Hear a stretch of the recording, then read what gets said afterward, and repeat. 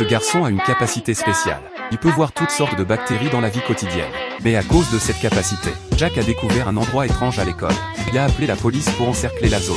Alors que tout le monde discutait de ce qui pourrait être enterré sous terre, le professeur de l'école est arrivé en courant avec une pelle.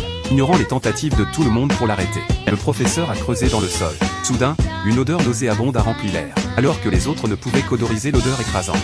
Jack pouvait réellement les voir, ces bactéries étranges et bizarres tourbillonner. Il était perplexe quant à la raison pour laquelle le professeur ferait une telle chose. Mais quand la fumée se dissipa, ils découvrirent que ce qui était enterré dans le trou était un phoque. Le professeur expliqua qu'il avait lu sur cette méthode de conservation des mouettes dans un livre. Puis il utilisa un couteau pour couper les coutures du ventre du phoque. La méthode était simple.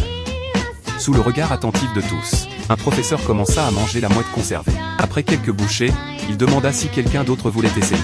Il a expliqué qu'après fermentation, la mouette conservait encore le goût des feuilles de riz et du nao. Peu importe combien le professeur louait la méthode de conservation, rien que l'odeur faisait perdre l'appétit à Jack et aux autres. À ce moment-là, un professeur a reconnu Jack, car il avait été de bons amis avec le grand-père de Jack.